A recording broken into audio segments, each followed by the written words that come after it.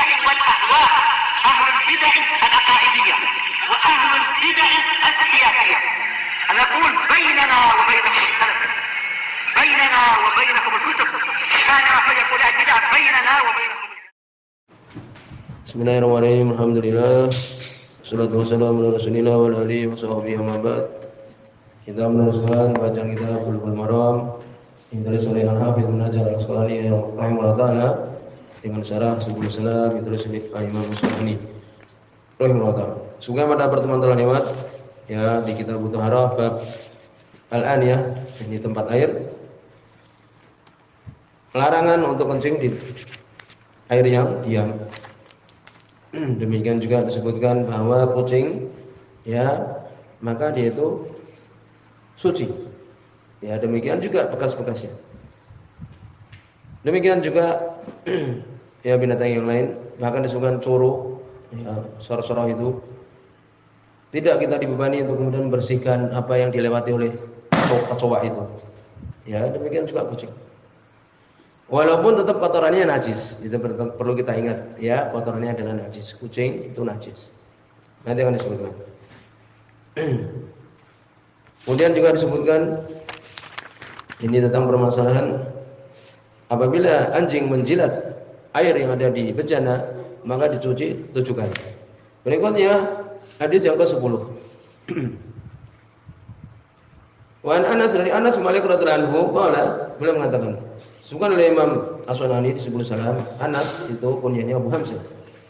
Al-Ansari, sahabat dari Ansar. An-Najjari Al-Khazraji, suku Khazraj. Khadimah Rasulullah, sebagai pembantu Rasulullah SAW untuk Khadimal Madinah sejak Nabi masuk negeri Madinah. Ila wafatih, sampai Nabi meninggal.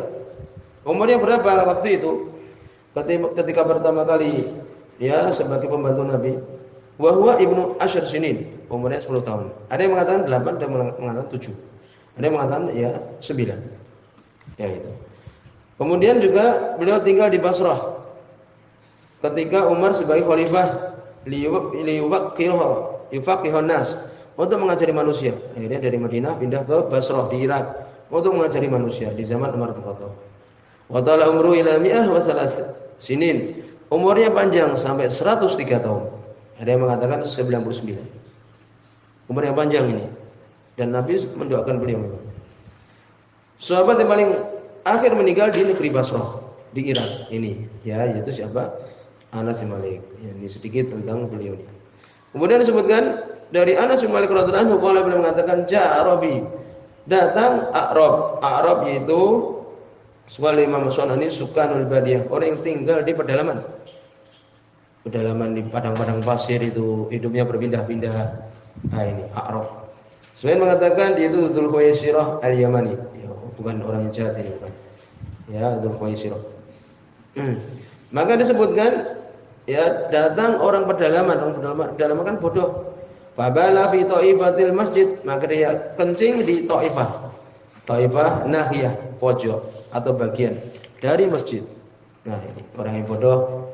Ini diantara ya muamalah dengan orang bodoh, jangan kemudian langsung dihardik karena dia bodoh. Fazajaruhu nas, maka manusia menghardiknya. Ini memang termasuk amalan pembatal keislaman ini. Mengejek syariat kan gitu. Tapi datang dari orang bodoh. Seperti orang membakar Al-Qur'an, mengencingi Al-Qur'an, auzubillah kan demikian. Tapi ini datang dari orang bodoh. Banahahumun Nabi sallallahu alaihi wasallam, maka Nabi sallallahu alaihi wasallam melarang mereka para sahabat. Falamma qada baulahu, ketika dia selesai kencingnya, amaran Nabi, maka Nabi SAW memerintahkan bidanub min ma, seember dari air. Ya itu disebutkan danub dalu mal'an, yaitu ember yang penuh dengan air. Fa uhriqa alaih, maka ditumpahkan, disiramkan atasnya.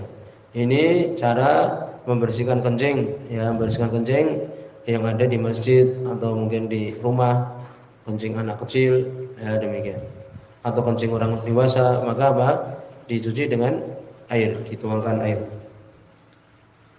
Muttafaqun alaih, hadis Bukhari Muslim. Ya. Maka ini jelas, ya, ini cara untuk membersihkan kencing adalah dengan diguyurkan air di situ. Semoga Imam Sunani di sini dohirnya adalah menuangkan air, termasuk yang membersihkan yutahhirul ard, membersihkan tanah.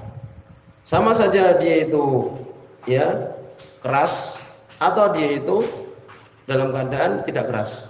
Seperti keramik, ya ini kan masjid ada anak kencing, diguyurkan air, ya demikian. Walaupun disebutkan oleh saya di sini ma'atan syif, ya dengan dikeringkan. Jangan diguyur aja, ya kencingnya bercampur dengan air, ya terus seperti itu, jadi dipel, ya itu. Ini caranya.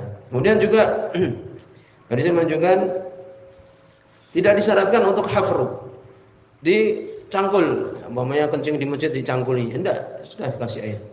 Demikian. Kemudian berikutnya hadis nomor 11. Ya demikian.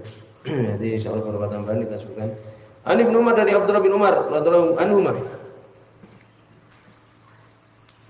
Qala beliau mengatakan, ya di sini dibicarakan, ya kesimpulannya dia itu mauquf.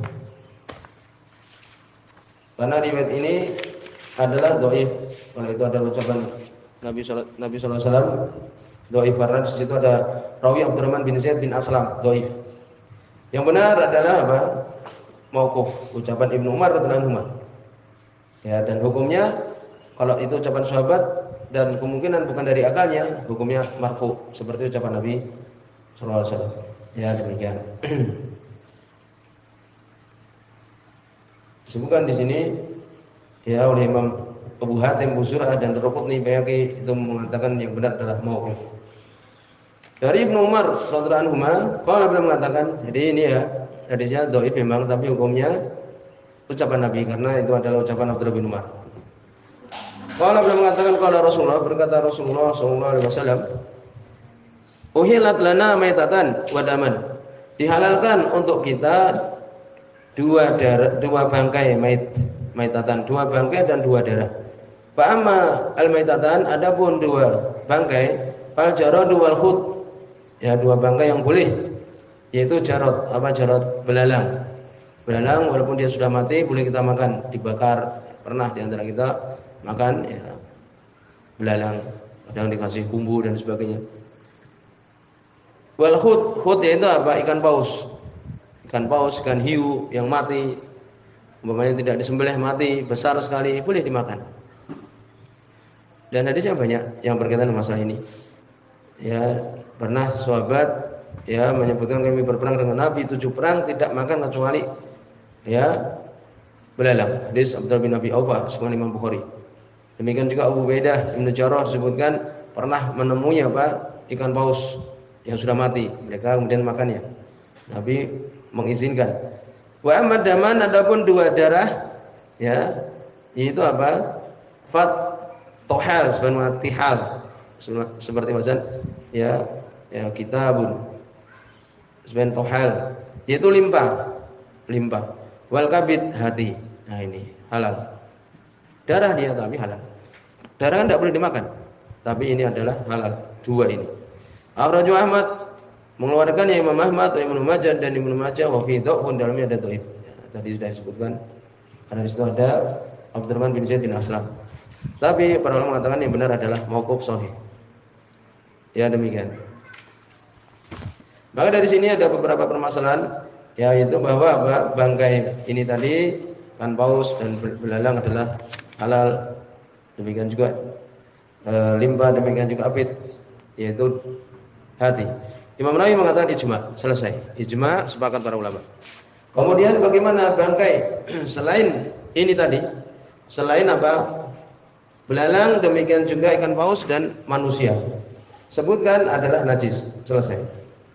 Ada manusia tidak najis, bahkan orang kafir tidak najis.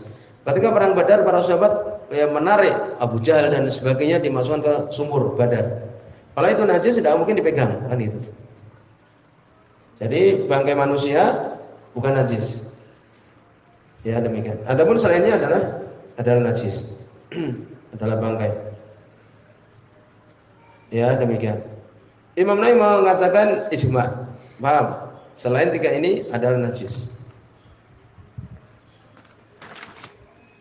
Berarti seperti tikus mati bangkai. Demikian juga umpamanya yakni kambing mati tidak disembelih bangkai, yang tidak disembelih kan, maka itu bangkai, maka itu adalah najis. Ya demikian. Kemudian juga kencingnya ya hewan-hewan hewan yang itu dimakan, kencingnya kotorannya adalah suci, tidak najis. Paham? Dalilnya adalah banyak. Seperti Nabi SAW waktu itu melakukan ibadah haji, beliau membawa tunggangan, ya, himar, keledai. Kalau itu najis, maka tidak mungkin dimasukkan dalam Masjidil Haram, kan demikian. Adapun Imam Syafi'i berpendapat istansihu minal bauli, fa inna amata adabil qabri minhu. Hati-hati dari kencing, karena sungguhnya kebanyakan siksaan kuburan adalah darinya. Sehingga beliau berpendapat bahwa najis, ya, hewan-hewan tadi kambing, demikian juga sapi dan sebagainya. Tapi disebutkan oleh para ulama, ya, hadis ini oleh Imam Ahmad rahimahullah taala. Ya, hadis yang sahih ini, ya, disebutkan adalah hadis yang sahih. Bagaimana kita menggiringnya? Disebutkan bahwa itu dengan alif lam minal bauli. Ini kencingnya apa? Ada alif lam berarti khusus. Tadi kecualikan tadi. Demikian juga Nabi SAW ketika ada orang sakit, beliau memberikan minum dengan apa? Kencing unta. Termasuk obat. Kalau itu adalah sesuatu yang najis, niscaya apa? Tidak boleh. Nah, ini dalil yang kuat juga. Jadi binatang yang dimakan, maka dia apa? Tidak najis. Kencingnya demikian juga kotorannya. Ya, demikian. Kemudian juga disebutkan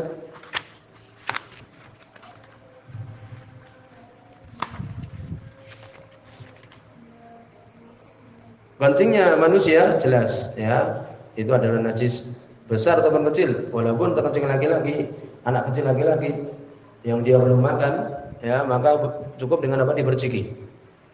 Ya, demikian.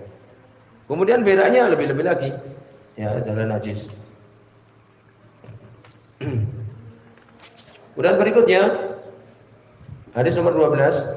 Wa Nabi Hurairah, dari Abu Hurairah radhiyallahu anhu, hadis riwayat Imam Bukhari. Qala, beliau mengatakan, qala Rasulullah, berkata Rasulullah sallallahu alaihi wasallam, idza waqa'a dzubabu fi syarabi ahadikum, apabila lalat jatuh di minuman salah seorang kalian, fal yaghmishu, maka hendaknya mencelupkannya di air itu, air minum itu. Tsumma liyanzi'ha, kemudian untuk menariknya, mengambil lalat tersebut. Fa inna fi ahdi janahihi da'an, karena sungguhnya di salah satu dari dua sayapnya ada penyakit. Wa fil akhar shifaa, dan di sayap yang lain maka itu obat. Akhrajahu Bukhari, Sahih Imam Bukhari. Ini Sahih Imam Nabi sallallahu alaihi wasallam demikian. Wa Abu Dawud, demikian juga Imam Abu Dawud wazada, dan beliau menambahkan, dan tambahnya sahih.